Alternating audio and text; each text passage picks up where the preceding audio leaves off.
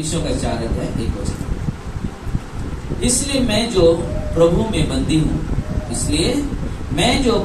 बंदी हूँ तुमसे विनती करता हूँ कि जिस बुलाहट से तुम बुलाए गए थे उसके योग्य चाल चलो। हाँ, क्या कहा पौलुस ने? इसलिए मैं जो प्रभु में बंदी हूँ तुमसे विनती करता हूँ कि जिस बुलाहट से तुम बुलाए गए थे उसके योग्य चाल चलो। आइए हम लोग प्रार्थना करें। प्रिय परमेश्वर, प्रभु धन्यवाद देते आज की सभा में अगुवाई करे।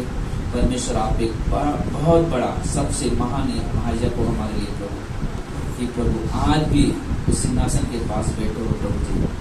और जब हम आते हैं प्रभु जी हमारी ओर आपके ध्यान होते हैं और आप हमारी प्रार्थनाओं को सुनते हो, इसलिए हम आपको कोटि कोटि सारा आदर महिमा आपको देते हैं प्रभु जी के नाम से, आमीन। बैठेंगे।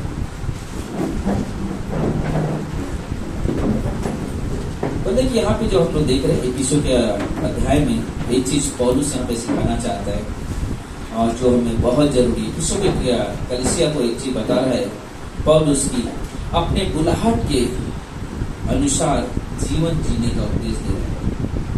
परमेश्वर ने बुलाया है और जिस बुलाहट से बुलाया है उस बुलाहट के अनुसार अपने जीवन को जिए, उस बुलाहट के अनुसार अपने जीवन को लेकर आगे चलो। और ये जरूरी भी है क्योंकि जब परमेश्वर ने आपको बुलाया तो उसका आपके लिए एक वादा भी है। जैसे कि हम लोग देखते हैं उत्पत्ति के 12 अध्याय में अब्राहम के जीवन को, मतलब कि परमेश्वर जब बुलाता है तो परमेश्वर बुलाने के साथ साथ अपने एक वादे भी देता है। और अभी जब पास बात कर रहे थे मूसा के बारे में तो मैं सोच रहा था ना कि परमेश्वर चाहता कि हम इन बातों को सुने, तो मतलब कि जरूरी है कि जब परमेश्वर बुलाया है तो परमेश्वर बुलाने के साथ साथ अपने वादे देता है। और वो वादे जब हम लोग देखते हैं अब्राहम के जीवन को, तो उत्पत्ति के 12 अध्याय में जब हम लोग देखते हैं तो मतलब कि वहां पे लिखा हो कि जब परमेश्वर ने अब्राहम को बुलाया तो उससे वादा दिया क्या, और उस वादे को पूरा भी किया। परमेश्वर ने उसे बुलाया और उसे वादा दिया और उस वादे को क्या किया, उसने पूरा भी किया। क्योंकि अब्राहम ने बुलाहट पर क्या किया मालूम है? विश्वास किया। अब्राहम ने उस बुलाहट पे विश्वास किया और विश्वास के साथ साथ अपने कदम भी बढ़ाया। बोलते कि हम विश्वासियों के लिए जानना बहुत जरूरी है कि जब परमेश्वर हमें बुलाया उसका मकसद क्या है मेरे लिए, वो जानना बहुत जरूरी है। जब हम परमेश्वर की बुलाहट को पहचानते हैं तो हम उसके वादे को भी पहचानने लगते हैं। परमेश्वर का मेरे जीवन के लिए कुछ वादे हैं और वो चीज हम देखते हैं तो परमेश्वर कहता क्या है। अगर हम लोग उत्पत्ति के 12:2 वचन पढ़ेंगे तो वहां पे कई सारे वादे का परमेश्वर जिक्र करता है। सबसे पहला जिक्र करता है, कहता है कि मैं एक बड़ी जाति बनाऊंगा। क्या कहा अब्राहम को? एक बड़ी जाति बनाऊंगा। सोचो, उसके पास संतान नहीं है, औरत बाज है, वो पति पत्नी दोनों ही खाली है और परमेश्वर से कहता है कि एक बड़ी जाति बनाऊंगा तेरे द्वारा, तुझे आशीष दूंगा। दूसरा चीज, तीसरा चीज, तेरा नाम महान करूंगा। ना, बड़ी जाति बनाऊंगा, तुझे आशीष दूंगा, तेरा नाम क्या करूंगा? महान करूंगा। तू आशीष का मूल्य होगा, स्रोत होगा, तेरे द्वारा लोग जानेंगे। आज हम कौन? पहले अब्राहम था, फिर अब्राहम बन गया। पहला एक का पिता था, पूरे ना हर विश्वासियों का राष्ट्र पिता पहला था विश्वास। और वो अब्राहम वो चीज उसके जीवन से देख रहे हैं। फिर कहता है जो तुझे आशीष देंगे उन्हें मैं आशीष दूंगा। एक ये भी वादा करता है, जो लोग तुझे आशीष देंगे उन्हें मैं आशीष दूंगा। आगे कहता है 6वें पॉइंट में कि जो तुझे कोसे उसे मैं साफ दूंगा। ये भी कहा, अगर जो कोई तुझे कोसे उसे मैं साफ दूंगा। 7वां चीज कहता है भूमंडल यानी कि पृथ्वी के सारे लोग, सारे कुल तेरे द्वारा क्या पाएंगे? आशीष पाएंगे। ये परमेश्वर के वादे। परमेश्वर ने बुलाया, परमेश्वर ने जब बुलाया उसने क्या किया मालूम है? उसने सुना। परमेश्वर कहता क्या? अपने पिता के घर को छोड़, अपने कुटुंबियों को छोड़, निकल जा। और अब्राहम उस देश में गया जहां परमेश्वर ने उसे दिखाया और वो निकल गया। बल्कि हमारे लिए इस चीज को समझना जानना बहुत जरूरी है। इब्रानी के किताब में 11:8 कहता है, विश्वास ही से अब्राहम जब बुलाया गया तो आज्ञा मानकर ऐसी जगह निकल गया जिसे मिरास में लेने वाला था, और यह न जानता था कि मैं किधर जाता हूं, तो भी निकल गया। बुलाया गया, परमेश्वर बोला आजा, चले चलना है, चल गया। उसे मालूम नहीं आगे क्या होने वाला है, किधर जा रहा हूं मैं, क्या करने वाला हूं, लेकिन वो चल गया। मतलब हम विश्वासियों के लिए बहुत जरूरी है समझना, परमेश्वर ने बुलाया,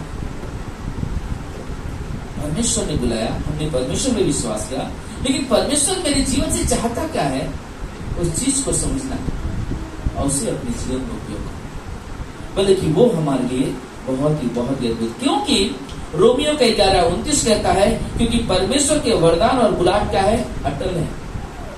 परमेश्वर के वरदान और बुलाहट अटल है, स्थिर है, वो हिलने वाला नहीं है, वो हिलने वाला नहीं, वो स्थिर रहेगा, वो कभी निरोध नहीं होगा।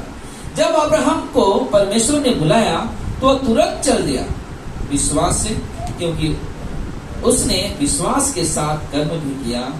उसने सुना और किया, सुना और किया, सुना और चला, सुना और चला। बोले कि सुबह में जब पास्टर बिनू बात कर रहे थे, कहा कि ना युद्ध जो है आप लेट के नहीं लड़ सकते ना, आराम करो और चलने दो, नहीं, आपको इस युद्ध को लड़ने के लिए, संसार में जीने के लिए आपको खड़ा रहना पड़ेगा। कोई युद्ध नहीं जो संसार में चल रहा है, हमारी आत्मिक युद्ध है। हमारा दुश्मन कौन है? हम आजकल में पैसे हुए लोग नहीं, हमारा दुश्मन कौन है? शैतान। मतलब वो आक्रमण कर, उससे के लिए हम सो मत, आक्रमण ना अगर है, आपको मालूम है वो आक्रमण करने वाला है, तो आप सो मत, तैयार रहो। आपके पास शस्त्र है, इससे बड़ा हथियार कहीं नहीं मिलेगा आपको। दूसरा हथियार लोगे आपके शरीर कटेंगे, लेकिन ये हथियार ऐसा है कि आदमी का हृदय काटता है। रियली ये वचन इतना मजबूत है, मतलब इससे आदमी का शरीर नहीं कटता है, इससे आदमी का हृदय जीतता है और उसके जीवन में परमेश्वर अद्भुत काम करता है। इसलिए बहुत जरूरी है कि जब परमेश्वर बुलाता है, हम सुनते हैं तो करना बहुत जरूरी, चले बहुत जरूरी है। इसलिए जब हम लोग देखते हैं जब मूसा के जीवन को 3 अध्याय में, तो जब मूसा को परमेश्वर बुलाता है तो मतलब कि वो इस्राएलियों को छुड़ाने के लिए, मिस्र से निकालने के लिए, तो मूसा ने कहा मैं कौन हूं जो जाऊं उनको निकालने के लिए, किसी और को भेजना, मैं कौन हूं वहां पे जाऊंगा, पहला तो मैं मुंह का भद्दा हूं, वो लोग मेरा विश्वास कैसे करेंगे? परमेश्वर कहता तू जा, मैं तेरे संग। परमेश्वर अपनी बुलाहट के साथ एक सबसे बड़ा वादा करता है कि मैं तेरे संग हूं। आप चलते हो, आप ये सोचोगे कि परमेश्वर मेरे संग नहीं है, तभी आप लड़ खाओगे। अगर आपके अंदर विश्वास है कि परमेश्वर मेरे संग है, उसने वादा किया है, तो हमें दृढ़ता के साथ चलते रहना, विश्वास के साथ आगे बढ़ते रहना, रुको मत। सुना आपने, चलो। जब परमेश्वर ने कहा हे थके मांदे बोझ दर्दों मेरे पास आओ, मैं तुम्हें विश्राम दूंगा। सोचो आप परेशानी में हो, मुसीबत में, लेकिन आप क्या कर रहे हो? बढ़ना नहीं चाहते परमेश्वर के आगे, कदम नहीं लगाना चाहते। परमेश्वर ने खुद कहा, याकूब के 4:8 में क्या लिखा है? परमेश्वर के निकट आओ तो भी तुम्हारे, हमारा काम है बढ़ना, हमारा काम है बढ़ना, तब तो परमेश्वर हमारे करीब आएगा। और हम बढ़ेंगे नहीं तो कैसे हो सकता? तो बोलते कि जब मूसा ने ये बात सुना कि परमेश्वर मेरे संग है, जब परमेश्वर उसकी अगुवाई की बात करने लगा, उसे पता तो गया हो। और परमेश्वर ने हर समय, आप देखोगे जंगल में 40 वर्षों में उसने हर चीजों को देखा कि परमेश्वर उसके संग था, उसने परमेश्वर की उपस्थिति का अनुभव किया। उस जगह पे गया जहां पे पानी नहीं था, वहां पे परमेश्वर पानी का प्रबंध किया और परमेश्वर ने बताया मैं तेरे साथ हूं। लोगों को खाने के लिए नहीं था, परमेश्वर मन्ना देता, तुमने विश्वास दिलाया परमेश्वर ने मूसा को, मैं तेरे साथ हूं। और मूसा विश्वास के साथ खड़ा रहा, चलता रहा। धूप निकल रहा है, बहुत ज्यादा धूप है, इतने सारे लोग हैं, कैसे जाएंगे आगे? परमेश्वर ने बादल का खंभा लेकर आया, छांव दिया चलने के लिए। परमेश्वर बताया मैं तेरे साथ हूं, बल्कि परमेश्वर का काम है, परमेश्वर का काम है, और परमेश्वर अपने काम को बखूबी निभा रहा है। हमें भी निभाना है, हमें भी निभाना है। हमने सुना, उसे उपयोग करना, सुना और उपयोग करना। और देखिए हमारे और मूसा के जीवन से देखा हमने किस काम किया। एक और व्यक्ति जिसका नाम था गिदोन, न्यायियों के 6 अध्याय में डरा हुआ है, बहुत सारे दुश्मन है, पीछा कर रहे हैं, लेकिन चावल का कुंड होता है गांव में, बोलते हैं कि उसके अंदर जाके छुपा, वहां पे काम कर रहे हैं जहाँ धान तोड़ा जाता है, छुपा हुआ है। लेकिन परमेश्वर वहां देख के उससे आवाज देता है, हे सूरवीर सुरमा। सोचो ना, डरा हुआ इंसान है, घबराया हुआ है, दुश्मन पीछे पड़े हुए, वहां पे छुपा हुआ, और परमेश्वर वहां से उसको बुलाता है। परमेश्वर कहता कि मैं तेरे संग हूं, मैं जो कहता हूं कर, मैं जो कहता हूं कर। और उसने क्या किया मालूम है? विश्वास से उठा वहां पे, और उसने बहुत सारे लोग, 10,000 के ऊपर लोगों को जमा कर लिया। परमेश्वर कहता नहीं, इतने लोग को युद्ध लेके नहीं लड़ना है मुझे। बाद में लोग कहेंगे मैंने जीत लिया, मेरी वजह से ऐसा हो गया। परमेश्वर कहता नहीं, इतना लोग नहीं से कब कर, कितने लोग को लेकर लड़ा? सिर्फ 300 आदमी लोग को पूरा युद्ध जीत गया, और मिद्यानी लोग आ गए। परमेश्वर की विजय हुई। परमेश्वर के वादे के मुताबिक जब आप चलोगे, उसकी बुलाहट के अनुसार चलोगे, आप कभी भी लड़खड़ाओगे नहीं, आप कभी हार नहीं मानोगे। जैसे आपने सुना ना, सिंह वो हारता नहीं कभी, रियली सच्चाई है। मैं 2-3 दिन पहला मैं उसका वीडियो देख रहा था, वो एकदम ना हारता हुआ, बुढ़ा हो गया, लेकिन उसके अंदर आज भी वो चीज है, सतर्क रहेगा। कुछ दिखा, हिरण दिखा, पटक से जाके पकड़ना, एकदम तैयार हमेशा रहना। कोई हो, हाथी उससे बहुत बड़ा होता है, जिराफ उससे बहुत बड़ा होता है, लेकिन वो सब देख के डरता नहीं है, उसे मालूम है मैं कौन हूँ। सिंह, शेर, चीता नहीं, सिंह, बड़े बड़े बाल होते हैं उसको ना, डर पे उसके अंदर डर नहीं। बोले हम विश्वासियों के पास है कौन मालूम है? हमारा महान परमेश्वर। हम क्यों डरे, हम क्यों घबराए? अरे जिस परमेश्वर ने बुलाया है, उसे मालूम है कि आपके साथ क्या करना है, उसे मालूम है आपके साथ क्या करना, उसकी योजना है। यिर्मयाह के 29 अध्याय में 11 वचन में कहते, जो कल्पनाएं मैं तुम्हारे बारे में करता हूं, वो तुम्हारे हानि की नहीं है, वो तुम्हारे लाभ की है। परमेश्वर ने जो योजना बनाया, आपको बुलाया, जब योजना बनाया तो बता तुम्हारे लाभ के लिए है। आप कोई चीज परमेश्वर काम आपके नुकसान के लिए नहीं किया, लेकिन हमें समझना बहुत जरूरी है। परमेश्वर मेरे बारे लिए क्या कल्पना है तेरी, क्या योजना है तेरी, मुझे बता परमेश्वर। और जब हम परमेश्वर से मांगे, आप सोचोगे कि मैंने संदेश आप में ऐसा हो जाएगा, नहीं हो सकता, क्योंकि आप उस पर मनन नहीं कर रहे, आप उस पर ध्यान आकर्षित नहीं कर रहे। जब आप बैठोगे, वचन पढ़ोगे, उस पर ध्यान करोगे, परमेश्वर खुद ब खुद आपको बताएगा आपके जीवन की योजना क्या है परमेश्वर का, और आप चलोगे, आप चलोगे। और उस बुद्धिमान इंसान की तरफ बनना है हमें, उस बुद्धिमान इंसान की तरफ बनना है जिन्होंने क्या किया, अपना घर कहां पे बनाया? चट्टान पे। उसे मालूम है चट्टान पे खड़ा रहने पे आंधी तूफान कुछ भी आने दो, कुछ होने वाला नहीं है, क्योंकि मैं जिस जगह पे खड़ा हूं, मेरा बुलाने वाला वहां पे रखा है। हालेलुया। हमें स्थिर रहना है, हमें स्थिर रहना है, परमेश्वर पर निर्भर रहना। जैसे गिदोन ने उस युद्ध को जीता। इब्रानी के 3:1 कहता है, इसलिए हे पवित्र भाइयों, इसलिए हे पवित्र भाइयों, तुम जो स्वर्गीय बुलाहट में भागी हो, उस प्रेरित और महायाजक यीशु पर जिसे हम अंगीकार करते हैं ध्यान करो। हम सबको परमेश्वर जिसके ऊपर आपने अंगीकार किया, प्रभु मैं पापी, मुझे क्षमा करना, मैं विश्वास करता हूं कि आप मेरे लिए क्रूस पर जान दिया है। आपने अंगीकार किया, अपने पापों को मान लिया उनके सामने, बोले उसकी तरफ ध्यान करो, यीशु की तरफ ध्यान करो। ध्यान करने का मतलब क्या है? ऐसा देख लिया बस हो गया? नहीं। सभा में सोचो, हम लोग सभा हम लोग बात कर रहे हैं, ये ध्यान है? नहीं। ध्यान का मतलब हम क्या सुन रहे हैं,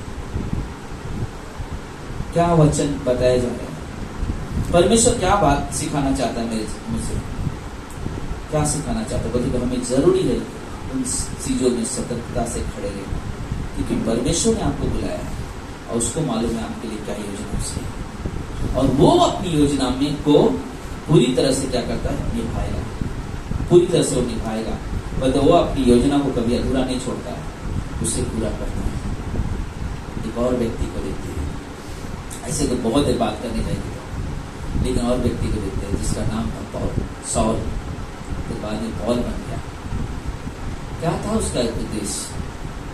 बस जाना है, लोग यीशु की आराधना कर रहे हैं, उसको मारना, लोगों को मार कर जेल में डालना, चाहे स्त्री पुरुष से कुछ से उसको मतलब नहीं था, बस पकड़ो, घसीटो, मारो, ये सब काम करना था। लेकिन प्रभु यीशु ने जब उसको दर्शन दिया, जब प्रभु यीशु ने उसे बुलाया, पहला चीज तो अंधा हो गया। जब प्रभु ने, तू मुझे क्यों सता, हे साउल तू मुझे क्यों सताता है? उसने क्या कहा, हे प्रभु तू कौन है? उसने कहा मैं यीशु हूं। हाल में क्या किया? उसने परमेश्वर की बात को सुना, परमेश्वर की बुलाहट को सुना और आगे बढ़ गया, आगे बढ़ा। उसने परमेश्वर के अनुसार अपने कदम आगे बढ़ाया। मालूम क्या है? जो साउल पहले, पौल होने से पहले जो कलीसिया के लोगों को सताता था, दुख देता था, क्योंकि उससे बुलाहट अपनी नहीं मालूम, उसकी बुलाहट एक चीज था कि बस ये लोग गलत करें, इनको मारो। लेकिन जब परमेश्वर को उसने स्वीकार किया, परमेश्वर को जान लिया, उसने क्या किया मालूम है? जो लोग उसकी निंदा करते थे, जो लोग उसे सताते थे, बोलते कि वो कभी भी उनको उल्टा जवाब नहीं दिया, सहन करते चला गया, क्योंकि उसे मालूम था मेरी बुलाहट क्या। मानो उसकी बुलाहट क्या थी? अन्य जातियों के बारे में जाकर सुसमाचार, अन्य जातियों के पास जाकर सुसमाचार प्रचार, जिन्हें लोग तुच्छ जानते उसके पास जाओ, सुसमाचार सुनाओ। यहाँ पे 9 में वो काम किया उसने। जब प्रभु की ने बुलाया, उसका मन बदला और जाके परमेश्वर की महिमा करने लगा। और उसके पहली की खुद की बुलाहट थी, जब वो खुद का वादा लेकर चलता था, मुझे ऐसा करना, मुझे ऐसा, लेकिन बाद में क्या किया? परमेश्वर को बुलाहट समझा और परमेश्वर के वादे को लेकर आगे बढ़ा। हालेलुया। हमारे लिए जरूरी है, हम परमेश्वर ने हमें बुलाया, हमें परमेश्वर के वादे को याद रखना, हमारा वादा नहीं। हम लोग वादा करेंगे वाले में फेल हो जाएगा। लेकिन अगर वही वादा अगर परमेश्वर के वादे को लेकर चलोगे, परमेश्वर कार्य आप सफल हो गए और आपके जीवन से परमेश्वर को महिमा मिलेगा। क्योंकि रोमियो का 8:28 क्या कहता है? हम जानते हैं कि जो लोग परमेश्वर से प्रेम रखते हैं, कौन लोग? सब लोग जो भी परमेश्वर से प्रेम रखते हैं, उनके लिए सब बातें मिलकर क्या करती है? भलाई को उत्पन्न करती है। आगे क्या लिखा? अर्थात उन्हीं के लिए जो उसकी इच्छा के अनुसार बुलाए गए। सिंपल सा चीज, सब बातें मिलकर भलाई उत्पन्न करेगी, लेकिन इन्हीं के लिए जो परमेश्वर की इच्छा के अनुसार बुलाए गए, जो उसकी इच्छा के अनुसार बुलाए गए। इसलिए बहुत जरूरी है हमें करना क्या है? हमें एक सिंपल सा काम करना है। रोमियो का 12:1 क्या कहता देखो, रोमियो का 12:1। इसलिए हे भाइयों, मैं तुमसे परमेश्वर की दया का स्मरण दिलाकर विनती करता हूँ। इसलिए हे भाइयों, मैं तुमसे परमेश्वर की दया का स्मरण दिलाकर क्या करता हूँ? विनती करता हूँ। मैं चाहता हूँ कि आप एक दूसरे को बोलो, आपके बगल में जो व्यक्ति बैठा उसको बोलो और वो आपको बोले, ठीक है? बोलो। आवाज नहीं आ रही, कुछ लोग बोल नहीं रहे, इधर देख रहे। एक दूसरे को बोलना है। इधर भी है, देखो, इधर भी देख सकते हो आप ना। और परमेश्वर को आता हुआ बलिदान करके चढ़ाओ, यही तुम्हारी आत्मिक सेवा। चलो वापस देखो, क्या करो? फर्स्ट कौन बोलेगा? अपने पड़ोसी को पहला कौन बोलेगा? ठीक है, आप बोलना। कौन है आपके पड़ोस में? अच्छा हाँ, आप उनको बोलना, ठीक है? पहला आप बोला, जब मैं जो बोलूंगा उसको रिपीट करो आप, क्योंकि कुछ लोग को पढ़ना नहीं आता, मुझे मालूम है। तो आप इसके लिए बेफिक्र हो, मैं हूं आपके साथ, ठीक है, मैं सिखाऊंगा आपको। कहिए, इसलिए है भाइयों, इसलिए है बहनों, आप ऐसा बोल दो, मैं तुमसे परमेश्वर की दया का स्मरण दिलाकर विनती करता हूँ, विनती करती हूँ, ऐसा बोलो, कि अपने शरीर को जीवित और पवित्र और परमेश्वर को भावता हुआ बलिदान करके चढ़ाओ, यही तुम्हारी आत्मिक सेवा है। समझ में? अब क्या बोल रहे हैं परमेश्वर ने? यहाँ पे क्या वादा दिया, यहाँ पे बात किया कि पौलुस बता रहा है कि हे भाइयों, मैं तुमसे विनती करता हूँ, परमेश्वर की दया का स्मरण दिलाकर कहता हूँ कि अपने जीवन को जीवित, मरने के बाद कुछ काम आएगा हमारा शरीर? हाँ, आने वाला है? नहीं आने वाला है। किसी का आने वाला है? नहीं आने वाला। आपका शरीर किसी का है जो जीते मरने के बाद काम में आएगा? नहीं आएगा। तो जीते जी अपने जीवन को परमेश्वर को समर्पित करो, यही उस सबसे बड़ी सेवा है, अपने जीवन को समर्पित करना। नहीं तो ऐसा हो जाएगा, मालूम है ना कि कुछ पहले हम लोग एक बार सुना था कि एक आदमी ऐसी दान की टोकरी आई, सब लोग दान दे रहे थे ना, सब लोग दान डाला, तो सब सभा खत्म हो गई, वो आदमी जाने लगा तो टोकरी उसके पीछे पीछे जाने लगी, तो सोच में पड़ गया। वो देख रहा है, यार मैं तो दान दे दिया, तो बोला लगता है कम दे दिया मैंने। तो उसने क्या किया, फटाक से निकाला, बटुआ निकाला, पर्स अपना उठा के पर्स भी डाल दिया। फिर जा रहा, फिर देख रहा, फिर पीछे पीछे आ रहा है, तो उसने क्या किया, शर्ट निकाल दिया, अपना शर्ट डाल दिया, फिर चले जा रहा, फिर देख रहा बास्केट पीछे पीछे आ रही, फिर उसने क्या किया, देखा तो पैंट निकाल के डाल दिया। फिर आप क्या करो, जा रहा है, फिर वो टोकरी की जब वो अब खुद उस टोकरी में खड़ा हो गया, तो टोकरी रुक गई। परमेश्वर हमारे धन, हमारी दौलत, हमारे शोहरत, इस चीज के लिए परमेश्वर हमारा जीवन चाहता है। हालेलुया। परमेश्वर हमारा जीवन चाहता है, और हमारा जीवन बहुत कीमती है। शायद आप इस समय नहीं समझ पा रहे हो, लेकिन आप अपने जीवन को पहचानो कि प्रभु ने आपको जब बुलाया, जब प्रभु ने आपके जीवन में काम किया, आपने कितने वादे किए होंगे अपने परमेश्वर से।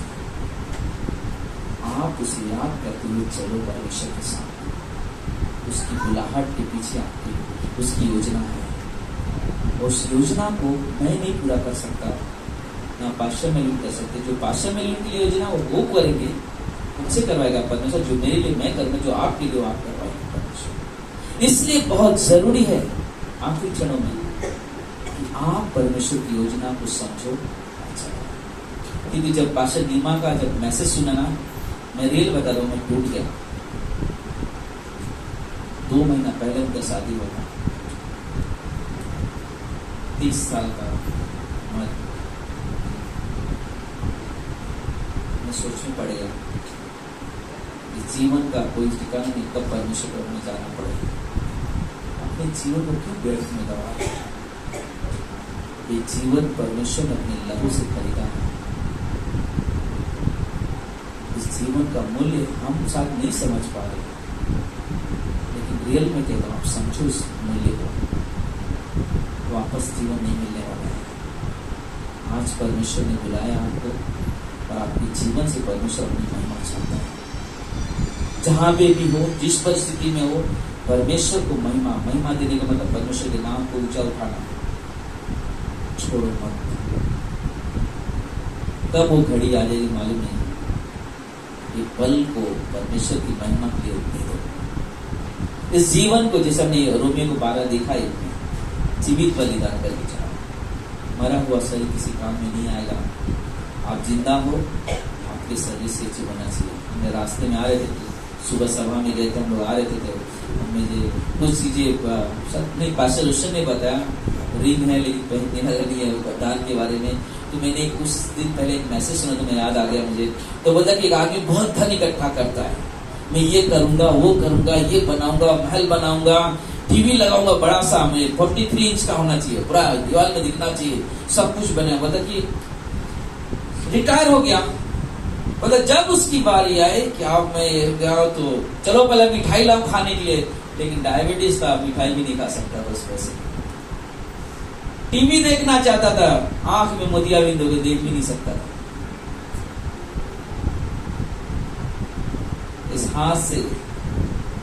इस हाथ में सोने का ब्रेसलेट पहनना चाहता था, हाथ में पैरलाइज मारा, उसका किसी काम का नहीं था।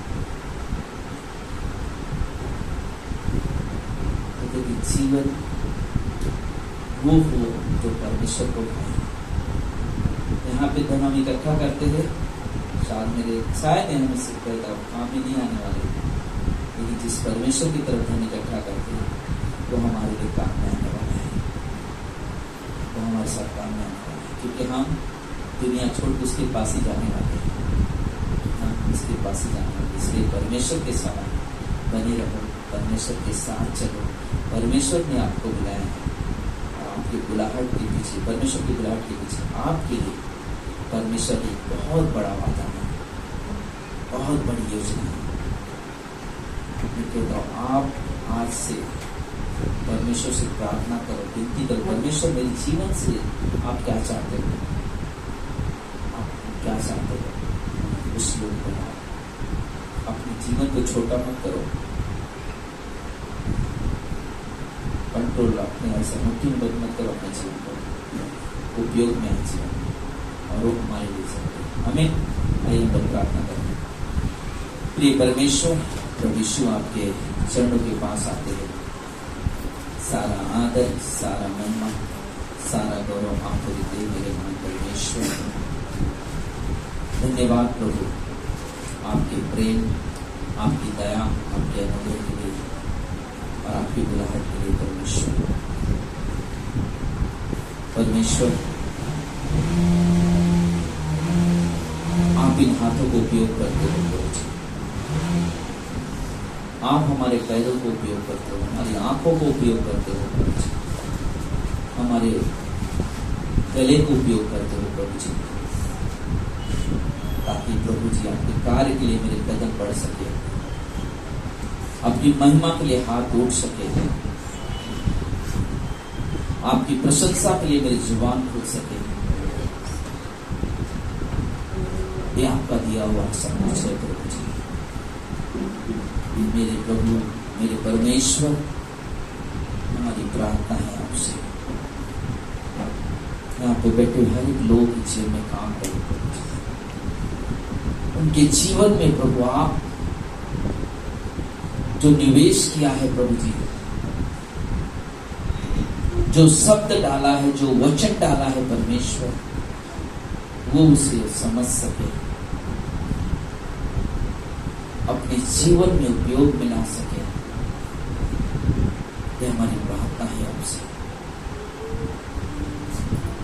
हमारी विनती है परमेश्वर। प्रभु आप हमारे सृष्टिकर्ता हो, आप हमारे बनाने वाले परमेश्वर हो, आप हमें पाप से छुड़ाने वाले परमेश्वर हो। हे मेरे प्रभु, अगर आज आप यहाँ पर हो, अभी तक भी अगर आपने अपनी बुलाहट को नहीं पहचाना है, पवित्र आत्मा चाहता है आपकी अगुवाई करना। परमेश्वर अपनी योजना आपके जीवन में डाला है, आप पहचान नहीं पा रहे।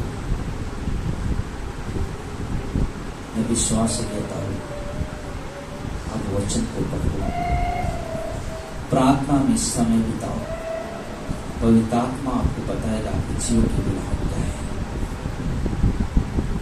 उस बुलाहट को अनसुना मत करो, अनसुना मत करो, क्योंकि उस बुलाहट के पीछे बहुत बड़ी योजना है आपके जीवन में।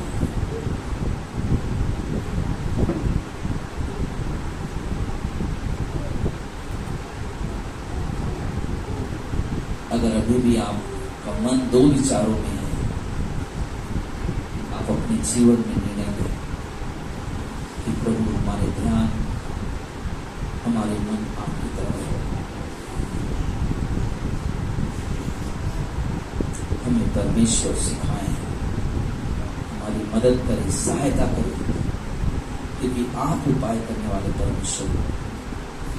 इसलिए प्रभु जी हम आपसे विनती करते हैं, प्रार्थना करते हैं, मदद करे परमेश्वर, सहायता करे प्रभु जी। यहाँ का हर एक लोग को प्रभु यीशु के नाम से सभी को आशीष देते हैं प्रभु जी। धन्य है प्रभु, तू योग्य बनाता है परमेश्वर। यहाँ पे बैठे हर एक लोग को प्रभु जी स्पर्श करे परमेश्वर, उनके बीमारों से भी छुटकारा, उनके दुखों से मैं चंगाई है, क्योंकि प्रभु आप महान परमेश्वर, अद्भुत परमेश्वर हो प्रभु जी।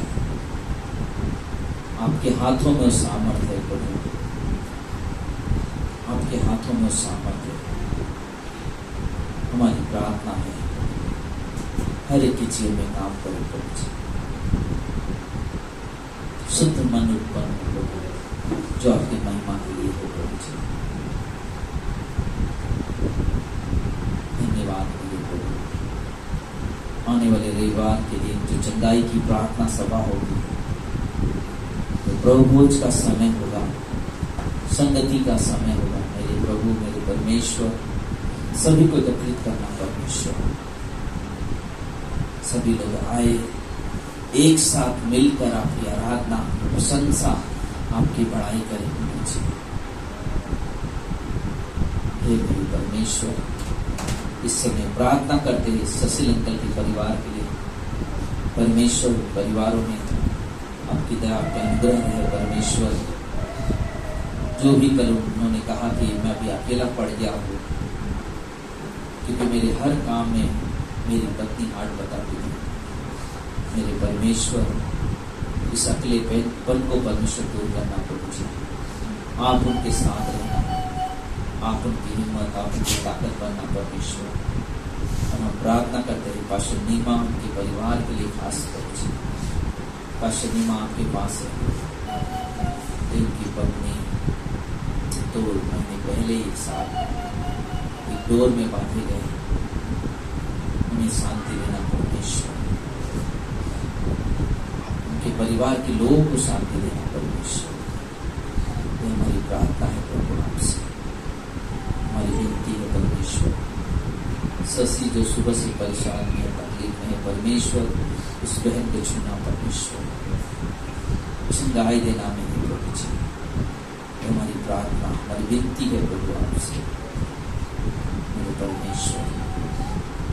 धन्यवाद प्रभु जी। अगर कोई यहाँ पर है, किसी की कोई तकलीफ है, तो अपने हाथ उठा सकते हैं, हम आपके लिए प्रार्थना कर सकते हैं। धन्यवाद प्रभु। सविता को चंगाई देना परमेश्वर, अपनी दया अनुग्रह से संभालना प्रभु जी। उस बेटी के लिए आपकी योजना बहुत बड़ी है परमेश्वर, उस योजना को आप पूरी कराओगे, मुझे विश्वास है, मुझे विश्वास है परमेश्वर। दीपक को चंगाई देना परमेश्वर, हमारी प्रार्थना है आपसे। जो लोग नहीं आए परमेश्वर ने बुद्धि देना, ज्ञान देना प्रभु जी, क्योंकि प्रभु तेरे बिना जीवन अधूरा है।